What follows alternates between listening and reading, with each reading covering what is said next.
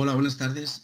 En primer lugar, me gustaría dar las gracias tanto a Ignasi como a Urgo por contar una vez más con mi presencia en este webinar y para mí tengo que reconocer que es un honor, ¿no? El compartir esta tarde con todos ustedes. Si me permitís, os voy a tutear porque no sé quién hay detrás, no sé cuántas personas están detrás de la línea, pero posiblemente todos serán seguramente muy jóvenes.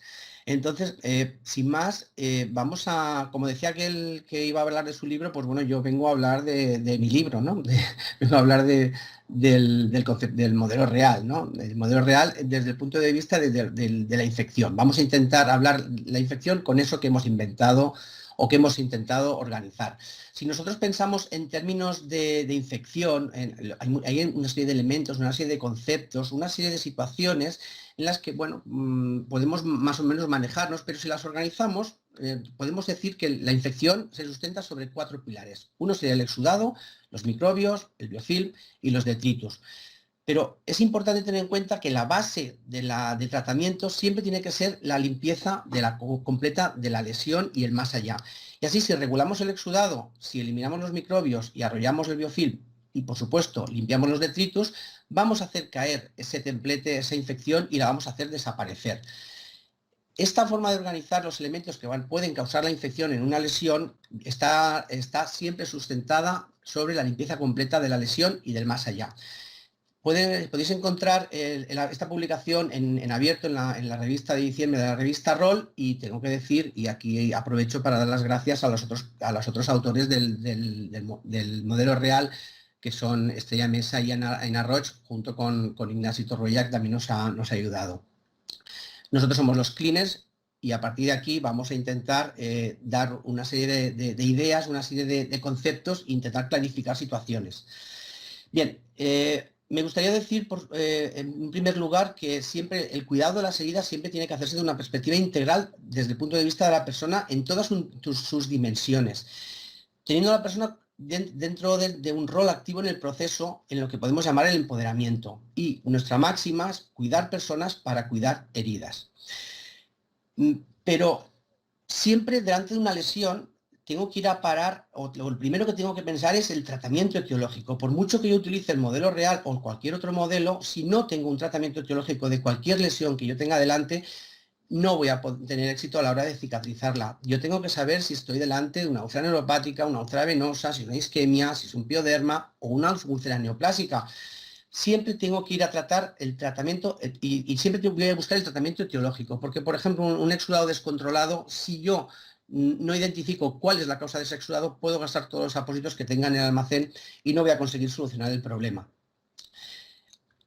Pero fundamental, siempre la gestión de cuidados basada en lo que es el juicio clínico, vamos a descubrir un problema desde el punto de vista del juicio diagnóstico, vamos a emitir un diagnóstico y a partir de ahí vamos a buscar qué solución y vamos a buscar cuál sería esa cura que voy a hacer. En definitiva, lo que voy a hacer va a ser emitir un juicio terapéutico. Pero nunca, si lo primero que yo pienso es siempre el juicio terapéutico, qué es lo que voy a aplicar en una lesión, me voy a equivocar. Siempre tengo que partir del juicio diagnóstico. Pero cuando yo me encuentro delante de una lesión que puede estar infectada, ¿contra qué estoy luchando? Pues bueno, si cogemos el símil de un iceberg, pues posiblemente tengo elementos visibles, ¿no? O unos enemigos que son visibles, como puede ser el exudado, un estacel, un tejido desvitalizado, pero tengo otros que no son visibles, que vamos a llamarlos invisibles, detritus, microorganismos, biofilm, entre otros. Entonces, es muy importante tener en cuenta que algunos elementos de la infección no son visibles al ojo humano. Cuando pienso en la infección, tengo que saber de lo que estoy. Así, si podemos coger la última definición que he publicada a nivel del Instituto Internacional para el Estudio de la Infección en Heridas en el 2016, nos define la infección como la presencia de microbios suficientes como para causar una respuesta inmune en el huésped de una forma local, sistémica o ambas. Pero siempre tengo que pensarlo desde el punto de vista del continuum de la infección. El continuum desde que una herida puede estar contaminada hasta que tengamos una infección sistémica. Y desde el 2016 ya contemplamos la presencia de esa biopelícula. Nosotros podemos tener una lesión en que tenemos una infección extendida, como puede ser en la fotografía que está marcada, o puede ser una infección local a nivel perilesional, o incluso una infección en la que no es visible al ojo humano, pero bajo una fluorescencia puedo identificar dónde puede haber un saco, en este caso, por ejemplo, una pseudomonas. Entonces, tenemos que pensar que muchas veces hay cosas que se nos pueden escapar al ojo humano, pero hay un dato que yo creo que es demoledor, que entre el 80 y el 100% de las heridas de difícil cicatrización se van a infectar en el proceso de cicatrización. Y eso es importante y es un gran problema en el que nos vamos a encontrar en el cuidado de estas personas. Bien, a nivel de infección, todos conocemos signos clásicos, los signos clásicos de infección local. Pues, por ejemplo, en esta fotografía podemos ver que hay una inflamación, hay un eritema, calor, dolor, los signos inflamatorios de Celsius, pero también puede haber un olor, una impotencia funcional o un exudado purulento, que per se ya podemos considerar que hay una infección. Pero también tenemos signos sutiles de infección local que a veces no son tan fáciles de identificar. Así tenemos, por ejemplo, tejido hipergranulado, una granulación friable que sangra con mucha facilidad, puentes epidérmicos, esa situación en la que a veces los profesionales decimos es que cierra en falso, es que estamos hablando que a lo mejor hay un puente epitelial y no se está produciendo una cicatrización correctamente, un embolsamiento de los bordes, un retraso en la cicatrización, un aumento del dolor que no había y de repente aparece, un aumento del mal olor o incluso un dolor nuevo que no estaba presente en ese momento. Cuando hablamos del diagnóstico, nosotros tenemos que identificar la diagnosis de la infección es meramente clínico, inminentemente son los signos clínicos que me van a determinar si hay infección o no.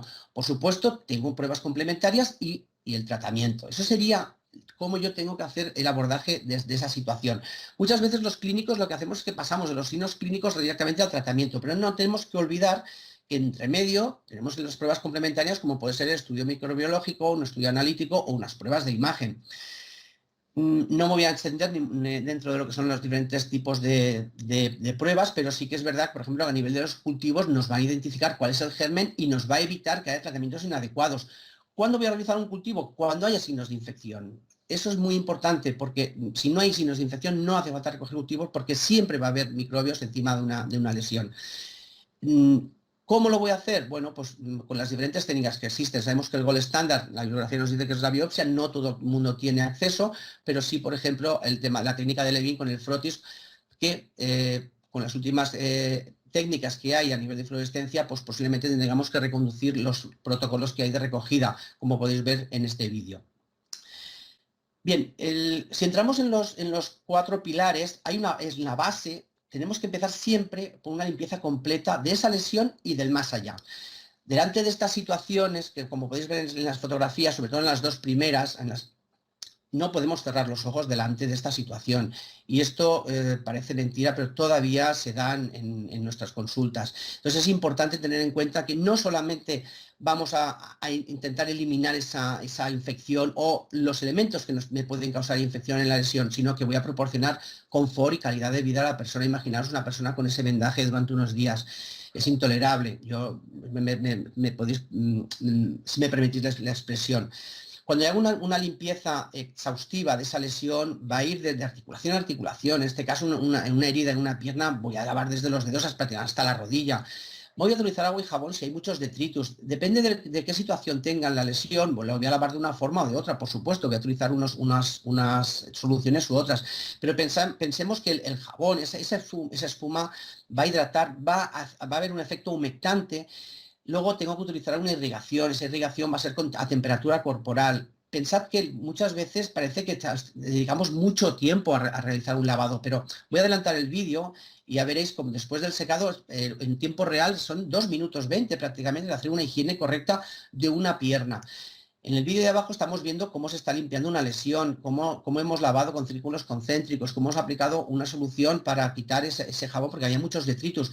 En tiempo real, en 1 minuto 15, podemos terminar perfectamente. Y es un tiempo invertido primero en la prevención de la infección, incluso en el tratamiento, pero además vamos a proporcionar confort a esa persona y calidad de vida. Y es muy importante.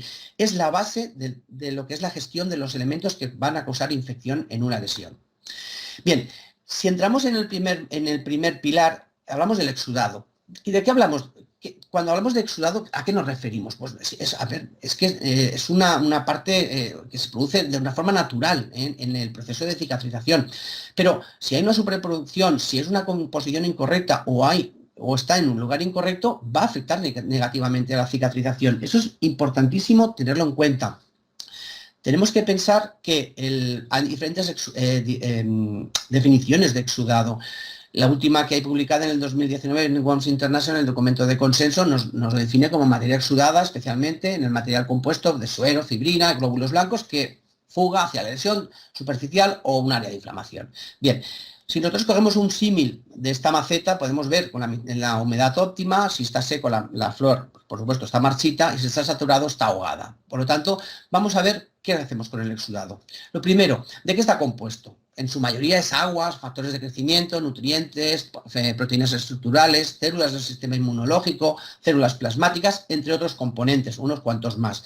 Pero tenemos que pensar que también a veces tenemos creencias erróneas, que no son ciertas. Por ejemplo, ¿todo exudado es malo? Pues no, todo exudado no es malo, ni mucho menos. Además es necesario para que haya una buena cicatrización. Todo incremento del exudado es debido a la infección de la herida. Tampoco es correcto, porque puede ser que sea una descompensación a nivel de la patología de base de la persona, por ejemplo, una insuficiencia cardíaca congestiva. Un apósito manchado ya no sirve. No es correcto. Todo lo que se necesita para resolver los problemas con el exudado es un apósito correcto. Tampoco es verdad. ¿Y el apósito más absorbente es el más adecuado? Pues tampoco, porque a lo mejor lo que nos va a hacer es desecar esa lesión y va a hacer que no evolucione. Pero ¿qué pasa si tengo un exceso de exudado? Pues que va a haber una maceración, un daño de los miofibroblastos, va a facilitar un desequilibrio de la biocarga, un retraso en la cicatrización y va a mermar la calidad de vida de la persona. Olor, dolor, disconfort. Fijaros en la fotografía que tenemos aquí arriba, donde hay una maceración blanca, y eso me va a parar esa cicatrización. No va a haber una progresión y va a ser un precursor, pues, posiblemente de la infección. Muchas veces el exudado no tiene que ver con la herida. Como estáis viendo en estos dos vídeos, no tiene que ver con la herida ese exudado. Es una herida que en principio no tiene un buen lecho, pero ese exudado, si pudiéramos ver la persona que hay detrás, veríamos que hay una descompensación a nivel cardíaco. Eso es importante tenerlo en cuenta. Pero si el exudado es poco, si hay un déficit de exudado, si la herida está desecada, ¿qué pasa? Pues falta de agua y de oxígeno, falta de nutrientes y factores de crecimiento, va a impedir la proliferación celular y aumenta el riesgo de infección. Pensad que desde 1962 se sabe que la cicatrización en ambiente húmedo, con el trabajo del Winters, el que publicó en la revista Nature, si no recuerdo mal, ya se sabe que la cicatrización se producía 3 veces más rápida en una herida con un ambiente óptimo. Entonces, si yo tengo que lograr ese tratamiento óptimo, ¿qué tengo que hacer? ¿No? ¿Cómo tengo que trabajar a nivel local? Pues actuar sobre la causa del exudado, proteger a la piel perilesional, absorber, retener y transpirar o regular ese exudado y que se adapte a las necesidades de la herida. Yo, si le tuviera que pedir lo máximo a un apósito, le pediría lo siguiente: que absorbiera, que evaporara, que tuviera una capacidad de retención, que pudiera bloquear componentes del exudado, que tuviera un control de la infección o que no dejara que se provocara esa situación y que me protegiera la piel perilesional. Eso sería las 6 grandes cosas que yo le pediría a un apósito. Aquí podéis ver, por ejemplo, en esta lesión donde he aplicado un apósito de Urgoclin, en este caso AG, en el que, como podéis ver, hay un negativo de la lesión, hay un negativo en la que se produce una absorción vertical, va a traspasar ese exudado al apósito secundario y esa absorción vertical me va a provocar que lo que es la piel perilesional no aparezca esa maceración y me va a proteger. Por lo tanto, podríamos estar ante una situación en la que sería un apósito que podría cumplir las características que le voy a pedir. Claro, hay ciertas cosas que yo no puedo identificar a nivel clínico. Por ejemplo, yo no sé qué componentes me está bloqueando, pero bueno, hay estudios que me demuestran qué es lo que bloquea en su contenido.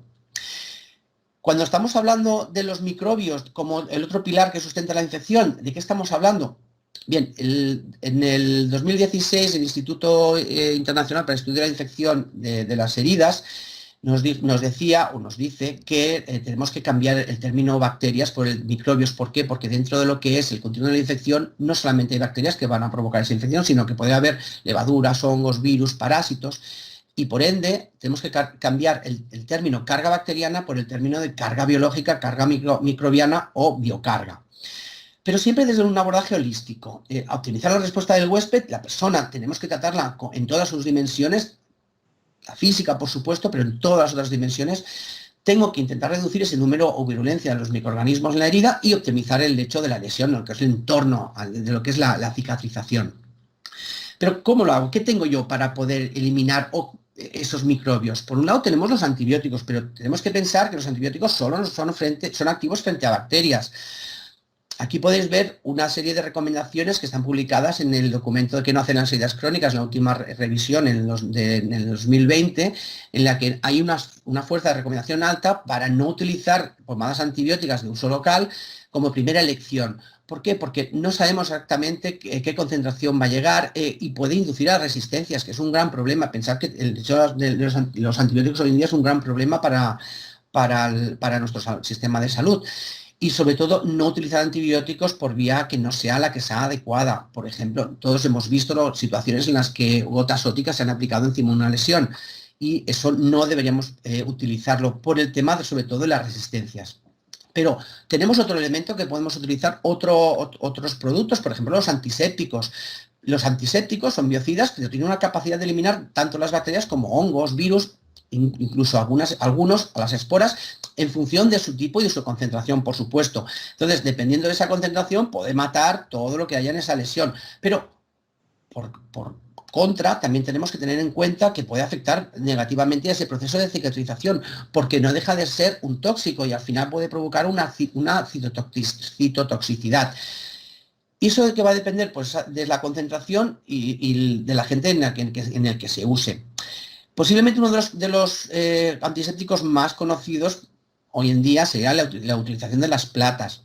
Hay platas de diferentes tipos, puede ser, por ejemplo, la elemental o la metálica o la plata compuesta, pero tenemos que tener en cuenta que no todas las platas van a ser iguales. Así, por ejemplo, la plata compuesta forma iones al disolverse en un medio acuoso como el exudado sin necesidad de oxidarse, pero si hablamos de la plata elemental, va a necesitar un proceso de oxigenación. Entonces, ahí tenemos que tener en cuenta qué tipo de platas vamos a utilizar. Si hablamos de antisépticos o soluciones de limpieza, tengo que saber qué voy a seleccionar para poder tratar la infección. Yo sé que si utilizo suero fisiológico no va a tener ningún efecto a nivel de citotoxicidad, pero tampoco va a haber un efecto sobre la biopelícula. Aquí tenemos un cuadro que publicado en la Bolsa Internacional en el documento del 2016, en el 2016, en el que hay diferentes antisépticos. Pues bueno, yo tengo que saber cuál es el más citotóxico y el que no, y en qué situaciones lo voy a utilizar.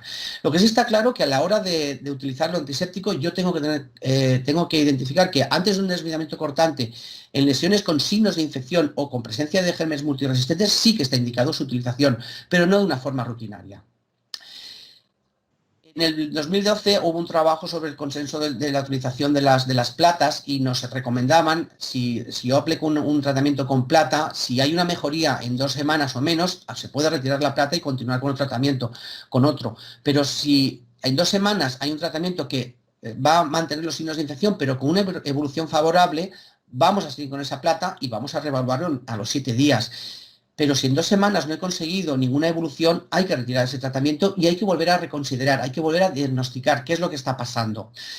¿Qué es lo que tenemos que pedirle o que tenemos que identificar como mejor tratamiento antimicrobiano? Pues aquel que no me cree resistencias, que no sea citotóxico o que sea lo menor tóxico posible y que tenga evidencia detrás para utilizarlo de una forma eficiente y correcta. Cuando hablamos de la situación de la biopelícula o el biofilm, tenemos que arrollar esa biopelícula, pero fijaros, hay situaciones en las que esa biopelícula se genera como una a nivel clínico, ¿no? A nivel visual, a nivel de ojo clínico, ¿no? Yo puedo ver esa biopelícula, cómo se puede desprender y ese tejido de granulación que en principio parece sano, pero no lo es un tejido hipergranulado. Posiblemente estamos en una situación de infección, con un signo de infección subclínica, pero además con una inflamación de bajo grado que se va a matar en el tiempo y me va a reducir y me va a alargar ese proceso de cicatrización. También puede aparecer una biopelícula, una lesión por segunda intención quirúrgica, por ejemplo un quiste sacro.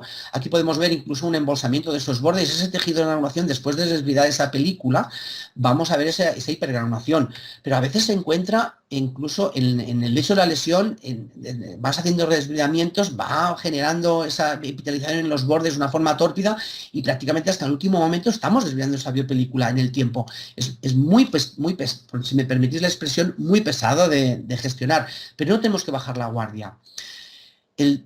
Cuando estamos hablando de la biopelícula, hay un proceso de formación. Esa formación se va a desarrollar de una forma en que hay un segundo momento en el que se van a unir esas microcolonias y es un momento de irreversibilidad. A partir de ahí ya no hay vuelta atrás. Esa película se va a instaurar. En esta fotografía podemos ver que en el borde distal de esta lesión aparece un embolsamiento de ese borde. Y ahí debajo hay como una especie de gelatina. Si no actúo directamente y rápidamente, en cuestión de pocos días seguramente estará todo el lecho cubierto por esa biopelícula. Las últimas recomendaciones pasan por considerar que hay presencia de biopelícula en el 100% de las heridas de difícil cicatrización. Y es importante tenerlo en cuenta porque esta situación de... es una de las principales razones del retraso en la cicatrización de las lesiones. Normalmente la biopelícula o esa estructura es microscópica, no la vamos a ver a simple vista. Solo cuando no hemos actuado durante largo tiempo sobre ella puede aparecer esa situación, esa capa más o menos translúcida, más o menos gruesa, un aspecto brillante encima de esa lesión. Pero a veces, encima de ese lecho, puede haber una biopelícula. Si lo pudiéramos mirar al microscopio electrónico, podríamos ver esa estructura, aunque no es visible al ojo humano. A veces en una situación en que hay tejido desvitalizado, ya vemos que aquí hay signos de infección, pero aquí, si ampliáramos, podríamos ver que incluso la biopelícula está presente en ese lecho, conjuntamente con ese esfacelo. Es muy interesante el conocer la cronología de lo que es la formación de la biopelícula. Así podemos ver que en unos minutos los microorganismos planctónicos se van a adherir a esa superficie de la lesión, pero es que en cuestión de 2 a 4 horas van a formar esas microcolonias muy fuertemente adheridas. Al cabo de unas 6 o 12 horas van a desarrollar esa gelatina, esa EPS inicial, que van a presentar cada vez más resistencias a los biocidas, tanto antibióticos como antisépticos. Pensad que solamente el 35% de los antibióticos va a ser efectivo. A las 24 horas se van a recuperar de esa erupción, de ese desvidamiento que hacemos a nivel mecánico y van a formar de nuevo otra vez biopelículas maduras. Pero en 2 o 4 días van a formar otra vez esas colonias, van maduras, se van a reproducir de forma planctónica o por fragmentos. Muchas veces cuando removemos esa biopelícula, la desvidamos, pueden quedar fragmentos. Esos fragmentos pueden volver a sembrar esa biopelícula o de una forma planctónica en el que hay como una ducha, ¿no?, de esos microorganismos y vuelven otra vez a aparecer esa biopelícula. Bien. ¿Qué tenemos para poder arrollar esta biopelícula? La estrategia multimodal. Y es tan fácil y tan complicado como la limpieza, el desviamiento y los biocidas. Fijaros, hay un estudio a nivel in vitro realizado con Urgoclina G, en el que, por ejemplo, aquí podemos ver un biofilm del MARSA sin tratar y a las 24 horas tratado con el apósito. Como podéis ver, prácticamente se ha desintegrado esa biopelícula en 24 horas. Entonces, pero nosotros solamente con el apósito no lo lograríamos si no seguimos limpiando y desvidando y aplicando esos biocidas hasta deshacernos de esa biopelícula. A nivel clínico, claro, eso era a nivel de laboratorio, ¿no? Pero a nivel clínico, yo puedo ver como aquí en esta zona del tendón de Aquiles hay una biopelícula, aparte de otros detritus y esos bordes hiperqueratósicos, donde vamos a ir desprendiendo esa biopelícula poco a poco, pero llega un momento en el que vemos un tejido de granulación que está hipergranulado, es un tejido que a lo mejor sangra con facilidad. Son signos clínicos de infección subclínica son signos de infección subclínica. Y no podemos dejar de realizar esa remolición, remover esa biopelícula, porque se va a volver a formar posiblemente en pocas horas. ¿Cuál sería el mejor abordaje de la biopelícula? Medidas físicas, desvidamiento y biocidas. Medidas físicas, ya hemos dicho, limpieza, pero no solamente de la herida, sino del más allá. Es importante realizarlo en cada cura. Remover es fundamental, una evidencia, pero no es suficiente. Vamos a necesitar biocidas, antibióticos, antisépticos, apósitos antimicrobianos, pero con evidencia. Esto no tenemos que olvidarlo.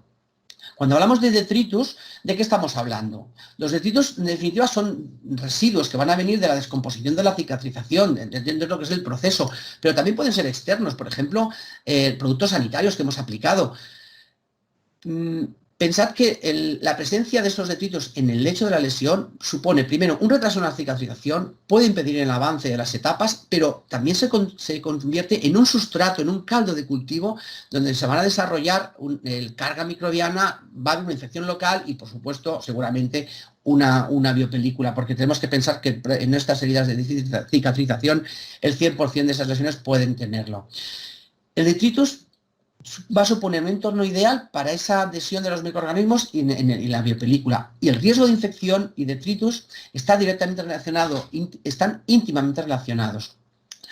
Pensad que una máxima es que no hay una herida limpia cuando hablamos de una infección local. Si nosotros pudiéramos verlo al microscopio, veríamos que hay siempre gérmenes.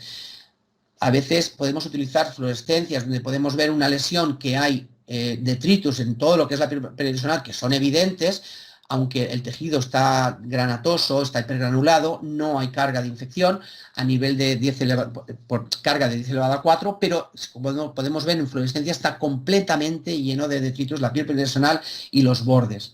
A veces nos encontramos en unas situaciones de infección local donde vemos que la lesión tiene una infección, pero ¿dónde estaría abocada esa infección? Podemos ver con fluorescencia cómo aparece un saco de pseudomonas aquí en este caso y que se va a perpetuar incluso cuando la lesión ha mejorado, todavía hay presencia. Si bajamos la guardia, esa herida no va a progresar y se va a mantener como en la primera foto. Para limpiar los detritus, todos conocemos, aparte de la limpieza que podemos hacer, los diferentes tipos de desvidamiento, pero también tenemos que tener en cuenta que hay productos que nos ayudan, por ejemplo, el desvidamiento electrostático con las fibras poliabsorbentes que contienen, por ejemplo, el apósito de ya lo diré después. En las fibras poliabsorbentes con los polímeros de poliacrilato y el núcleo acrílico. Siempre es necesario una limpieza y un desvidamiento continuo del lecho de la herida para eliminar los detritus. Y eso es fundamental. Si no limpiamos, no eliminaremos los detritus. Pero, ¿qué nos aporta un tratamiento local de la limpieza? Pensar que la actividad de ese tejido desvitalizado no debería ser un proceso puntual, sino que es un proceso continuo. En cada cura tenemos que realizar esa limpieza y muchas veces el desvidamiento. Y eso nos va a ayudar a reducir ese riesgo de infección o incluso a reducir esa carga microbiana que hay en la lesión. Algunas situaciones que podemos tener. Por ejemplo, fijaros, en este tendón que hemos visto antes en una fotografía, por supuesto, hay que desvidarlo. Si se realiza un desvidamiento cortante, y iniciamos, como hay signos de infección, iniciamos un tratamiento con un apósito antimicrobiano, en este caso se utilizó el Urgoprina G, y se empezó con una situación de biopelícula. Empezamos a desvidar y cada cura se hacía un desvidamiento y se iba aplicando el producto biocida, limpieza, desvidamiento, biocida. Llegó un momento que la herida parece que estaba perfectamente, con unos bordes muy hiperqueratósicos, se realizan desvidamientos y nos encontramos que hay situaciones de puentes epidérmicos. Y hay que desvidar porque si no esa cicatrización que a veces llamamos en falso, no nos va a dejar y puede avanzar, pero no va a solucionar el problema de esa cicatrización. A veces nos encontramos con que hay una situación, se aplica un apósito en el que se genera una situación de infección y empieza a haber un incremento del exudado, una denudación de la primera lámina por contacto con ese exudado, muchísimos detritos y hay que limpiar, hay que desvidar y a partir de ahí cambias el tratamiento, pones un apósito biocida y a veces nos encontramos con la situación que aplicar un anestésico local, como puede ser la EMLA, si nos pasamos de tiempo, pueden aparecer esta situación de isquemia en los bordes, pero que es reversible en cuestión de una hora o así, se han revertido. Situaciones del maleolo, que a veces es muy complicado trabajar las lesiones en el maleolo. Nos vamos a encontrar otra vez signos clásicos de infección, tenemos que intentar desvidar, limpiar, tenemos que arrollar esa biopelícula y a partir de ahí ser muy constantes con las estrategias que hemos planteado y a partir entonces podemos llegar a tener una lesión que empieza a tener una coloración, empieza a tener unos bordes de crecimiento, sobre todo en la parte más superior, pero en el borde distal ya vemos que todavía hay una serie de socavamiento, todavía no hay esa playa de epitelización. Y luego hay lesiones en las que no tenemos infección, simplemente hay detritus y lo único que hay que hacer es limpiar esos detritus, aplicar el tratamiento adecuado y la lesión va a cicatrizar sin ningún tipo de problema. Bien, llegado a este punto, si controlamos los 4 pilares de que sustenta la infección sobre la base de la limpieza completa, vamos a hacer caer esa infección y vamos a hacerla desaparecer. En definitiva, tenemos que cuidar personas para cuidar de heridas y, si me permiten, les animo a unirse al movimiento Cleaners. Y hasta aquí. Muchísimas gracias por su atención.